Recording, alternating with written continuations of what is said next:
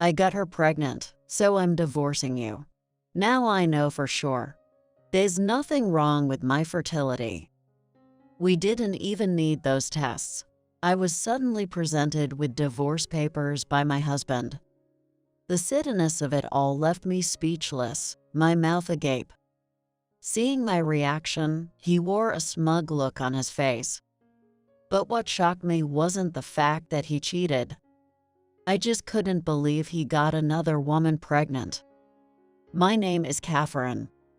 I've been married to Anthony for 3 years. We don't have any kids yet. Both of us want children, but for some reason, it hasn't happened. We started trying soon after getting married, but 3 years in and still no luck. I thought maybe the problem was with me. Anthony, we've been trying for 3 years without success. Don't you think there might be an issue with one of us? Shouldn't we get tested? What? You want to say it's my fault? No, I just think maybe the issue is with me. But we won't know unless we both get checked. If you think it's you, then you go first. If it turns out you're the problem, you can just get treatment, right? But if it turns out I'm not the problem, it'll just be a hassle for you too, right? Please, let's go together. Reluctantly, he agreed. But at the hospital, he kept saying, it's not my fault. After various tests, a month later, we went back to the hospital to hear the results. The doctor started with mine. Regarding Catherine, it seems you have a condition that makes it hard for you to conceive. It turned out I had endometriosis, which I had suffered from in the past, and which was diagnosed as a result of the test. It was severe, and I was diagnosed as having difficulty conceiving. The news hit me hard, and I broke down. As the doctor tried to console me, Anthony suddenly stood up, fuming. So it was you all along. I can't believe you ever doubted me. He tried to storm out, but the doctor stopped him. We hadn't shared your results yet. What does it matter if she's the problem? Then it's none of my business. With that, he left. I tried to chase after him, but the doctor stopped me. Please hear your husband's results first. Turns out, Anthony too had fertility issues. And compared to mine, his chances of having children were even slimmer. People often think infertility is always the woman's fault, but 40% of the time, it's on the man's side. While you do have a condition, with treatment, you still have a chance. I suggest both of you seek treatment together, the doctor advised. Realizing it wasn't just me, but both of us, gave me a sense of relief. When I got home, Anthony was already there, yelling the moment he saw me. I knew it. You're the failure. Just as I thought. Can we please just calm down and talk? But he wouldn't stop. So you're saying it's your fault.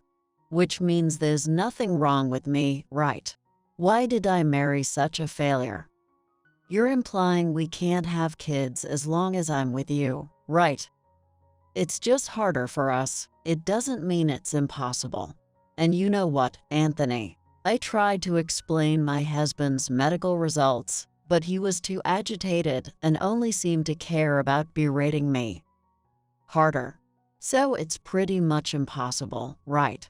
You must be joking. With that, Anthony stormed into our bedroom. I tried to follow, but he told me, I can't share a bed with someone like you who can't have kids. Sleep in another room. From that day on, our conversations dwindled, and we began sleeping separately. Still, I held on to hope for a child and sought treatment at the gynecologist alone. I knew it would be better if Anthony and I went together. But he wouldn't talk to me since that day. He's also been away from home more often, claiming it's for work, even on weekends. I knew he wasn't that busy, and I began to suspect he might be cheating.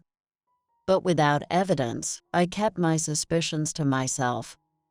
Then one day, Anthony came home early. Slamming some papers on the table, he pointed at them and said, "I got her pregnant. We're getting divorced." He had placed divorce papers on the table. I was completely taken aback. As I stood there, mouth agape in shock, my husband looked at me with a smug expression and said, "We don't need someone infertile like you. Now I get it. There was never anything wrong with me. There was no need for any tests." I knew Anthony's medical results and was surprised. Not by his words, but the possibility he might be deceived. Still, I saw no point in defending a cheater, so I agreed to the divorce. Anthony had blamed and berated me without even hearing the results. I couldn't love a man who'd betrayed me like that. "I'll agree to the divorce, but considering you cheated, I'll be asking for alimony. All you care about is money. I should be the one asking for alimony for marrying a failure like you." "What are you talking about, Anthony? You." He cut me off. "I'll pay the alimony. If that's all it takes, fine." And our divorce was finalized. I explained the reason for our divorce to my former in-laws. Anthony had always disliked his parents, so I knew he wouldn't tell them. My former Mill and Phil, who were farmers, had always sent us fresh produce. I wanted to at least say goodbye. When I contacted them, they came over the next day with Anthony to apologize. My husband didn't seem apologetic, but my in-laws forced him to bow his head. Afterwards, he paid the alimony in full, marking the end of our relationship. I felt more relieved than sad. If being with him meant getting pushed away just for fertility issues, there wasn't a happy future waiting. I looked forward to starting a new life.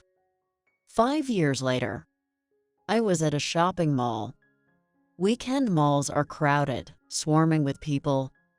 That's when a familiar figure approached. I ran into my ex-husband by accident.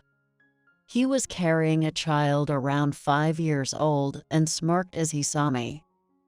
I tried to walk away, but he grabbed my shoulder. "Hey, long time no see. This is my son. A life with a kid, something an infertile woman like you could never have, huh?" he said, gloating. I didn't want to waste time on him, but as I tried to leave, he said, "Hey, don't set a bad example for my son just because you're a sore loser." I turned to confront him and felt a warm hand. "Mommy," a little boy ran up, grabbing my hand. This boy was my son. My ex-husband laughed. "Did you marry a single father because you can't have kids? Or did you rent one?" My ex-husband used to mock me like that. Then my husband approached. "May I help you?" he asked, to which I replied, "It's my ex." My husband gave a wry smile, then politely said, "Nice to meet you." My ex looked at my husband and said, "Brave of you to marry such a barren woman. Is this your child from a previous marriage? She's just using you, you know. You should dump her ASAP. We might have a misunderstanding. This is our son, mine and Catherine's." My ex looked in disbelief. "You don't need to lie. I know she's infertile." "It's not a lie. He's genuinely our child," I said, and showed him our child's birth certificate. I also mentioned that I'm currently pregnant with our second child. His face turned pale. "That's impossible. You couldn't have kids when you were with me." He was flustered, so I decided to explain. "I think you've heard, but it's not that I couldn't have kids. I just had difficulty. I had been undergoing treatment during our marriage, which improved my fertility. After our divorce, I remarried a colleague a year later. Though my condition improved, I told my current husband about the difficulties. Unlike my ex, he was supportive, attending doctor visits and watching our diet, and I got pregnant. I always thought I'd never have children, but I did. There's a big difference between having difficulty conceiving and being infertile, I said. My ex-husband started to get flustered. Then I delivered the final blow. You never listened to the medical results back then, did you? I tried to tell you several times, but you wouldn't listen. The results showed that you had more fertility issues than I did. That can't be true. I have a son. As he looked at his son, he began to shake. You're my son, right? The boy in his arms seems clueless about the conversation. You shouldn't be discussing this in front of a child. Can we just leave it at that? We're living happily now. If you're happy too, isn't that what matters? Just as I was about to leave, a woman who appeared to be my ex-husband's wife approached. Hey, you, is this kid mine? Hey, what's going on? My ex-husband was shaking the woman by the shoulders. Visibly shaken, the woman replied, Yes, he is. Is it okay if I do a DNA testament, he asked, to which the woman looked puzzled. Take a moment to calm down. We've been together for 5 years, he's your son. Maybe you just had trouble conceiving. And it happened when the timing was right, I argued. But he wouldn't listen. He forgot they were in public and started causing a scene. Just look at us. After all that, we haven't had another child, even if we were getting treatments. You already have a second one. Something's not right. It's fishy. Tears streamed down his face. A boy standing next to him looked terrified seeing his behavior. I didn't want to get involved, and I thought this would upset my husband and son, so I tried to leave the scene. Suddenly, he got up. It's all your fault. You ruined the family I thought was happy. He began walking towards me. I felt fear and tried to grab my son and run, but then I heard a thud. My husband had tackled him with a shoulder throw. Heck. It's absurd for you to attack my wife, isn't it? You're the one who betrayed her. I get why she's angry, but you have no right to be. My husband has the skill level of a black belt in judo. So, throwing my untrained ex-husband was a piece of cake for him. Unable to retort after hearing my husband's valid argument, my ex-husband collapsed on the floor. Why did it come to this? It's because you betrayed me, right? Well, thanks to your betrayal, I have this happy life now, so I'm grateful. Look, that child. He's not mine. You chose her over me, so take good care of them. It's not the child's fault after all. With that, I left the scene.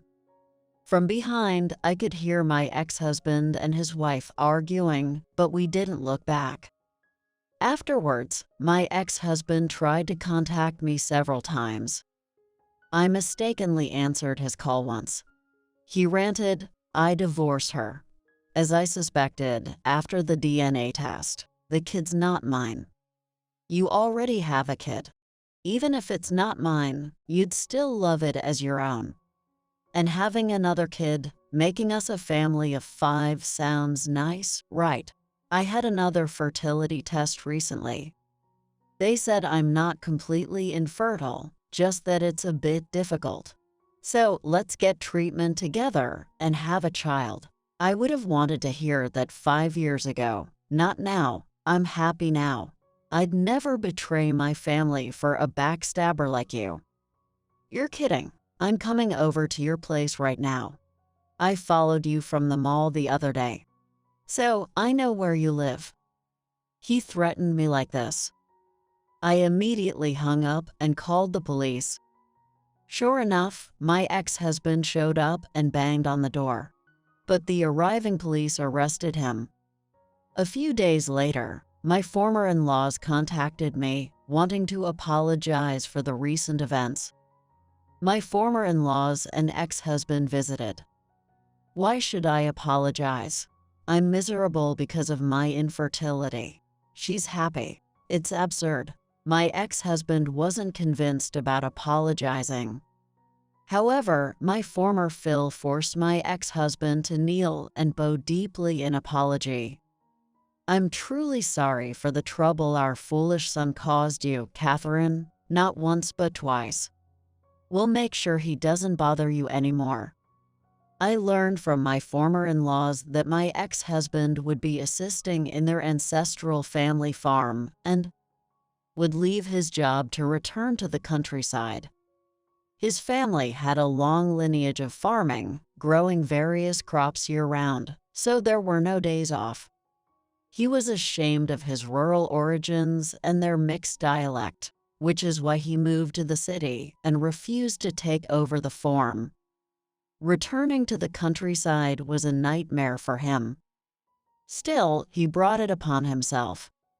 Please, if you get back with me, I won't have to go back. My former Phil intervened physically when my ex-husband continued to plead.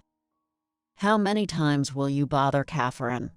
Twice is already an issue. If you cause any more problems, there will be serious consequences. He shouted, then took him away. Since then, our family has lived happily. And next month, our new baby will be born. We'll be a family of 4, and we intend to cherish this happiness.